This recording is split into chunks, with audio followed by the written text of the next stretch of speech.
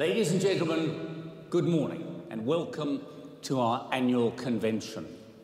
There is no finer venue than this magnificent Albert Hall, which has hosted us on almost every year since 1950. From that first convention on, these gatherings have become synonymous with fresh thinking. Honouring that tradition, I'm certain that today will be filled with fascinating ideas and inspirational speakers. Our theme is game changers. We're celebrating innovation. We're looking to the future. The IoD has a history of leading debate and inspiring change, defying authority, questioning the norm, rewriting the rules. Expectations must have been defined when, as you'd heard, our members unanimously elected the firebrand feminist aristocrat and business leader Margaret Mackworth, our president in 1926. A survivor of the Lusitania, chair of a public company, one of the first campaigners for women's rights and equal pay, a worthy leader of the IoD. She embodies the concept of game changer, and I'm pleased to announce that next year the IoD will launch the annual Hackworth Memorial Lecture as a celebration of her radicalism and a platform for big ideas. Our economy, our society, and the IoD have changed beyond recognition since 1926. But our commitment to the principles that Margaret Mackworth advocated remain. The IoD is bound by Royal Charter, now over a century old, to promote for the public benefit high levels of skill, knowledge, competence, and integrity on the part of directors. For me, the most interesting part of the Charter is the reference to public benefit.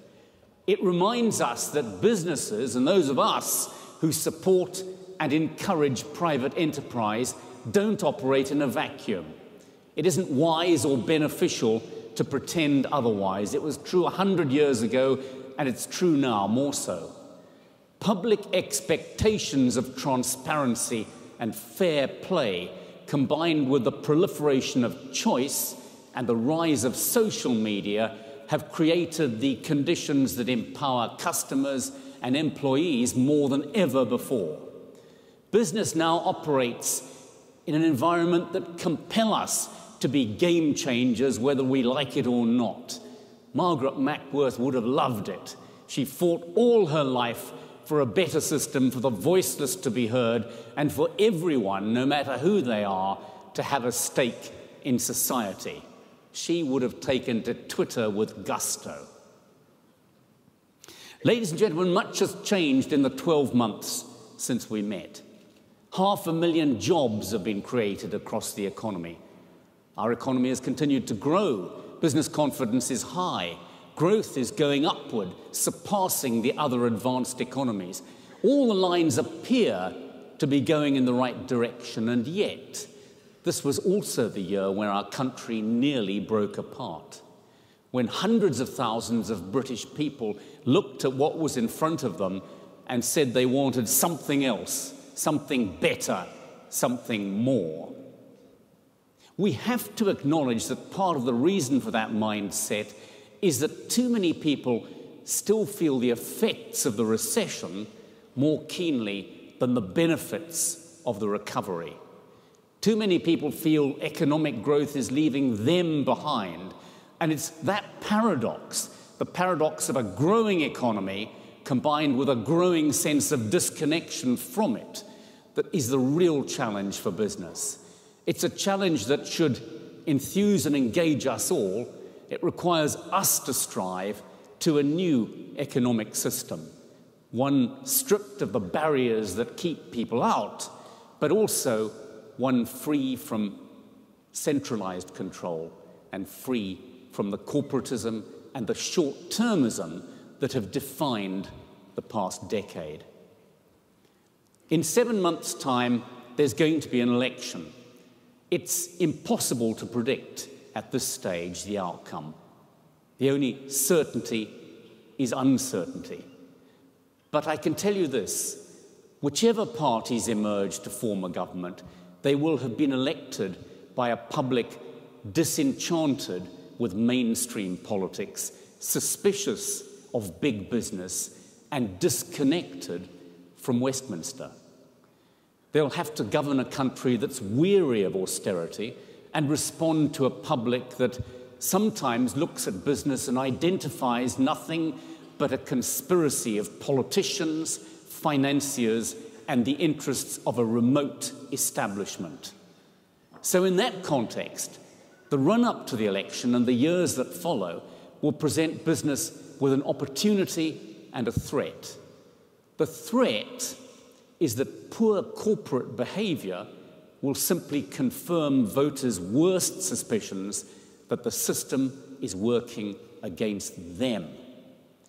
The opportunity is to prevent that from happening, to explain what companies do and why letting them do it matters so much, to demonstrate through actions and words that a market economy and private enterprise are liberating forces, not restrictive ones.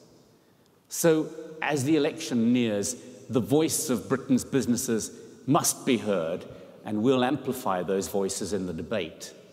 I never tire of saying that IoD members are not responsible for the damage done to our economy or the reputation of business. I know you have been responsible for the recovery, and that day in and day out, you improve the reputation of business. Last week in Manchester, this week in Birmingham, I've met scores of IoD members who remind me just how much they embody our motto, integrity and enterprise.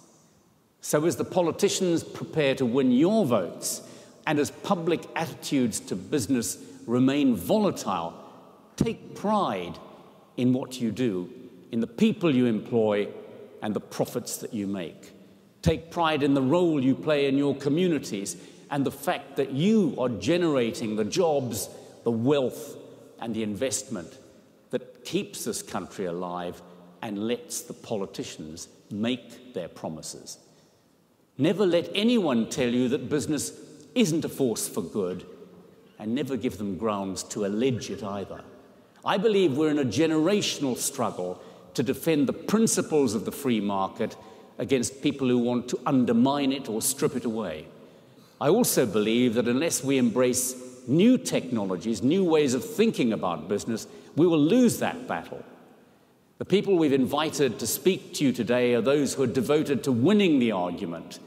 Through their innovation, they've rejuvenated markets, empowered customers, increased their productivity, improved the labor market, reinvigorated an old offering, changed the way we do things, and improved the lives of countless people around the globe. And that is what we mean by game changer.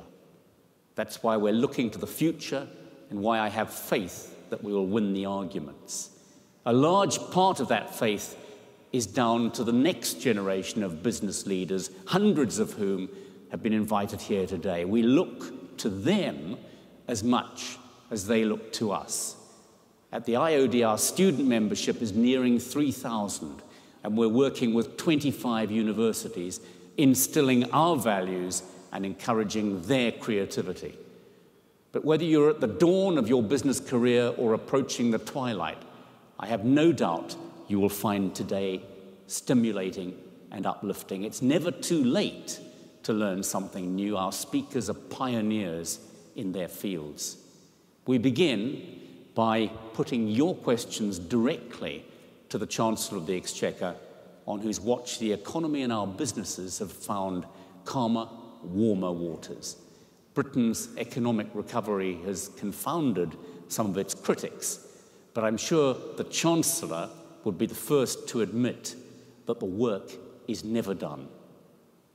So please join me in opening the annual convention and welcoming the Right Honourable George Osborne.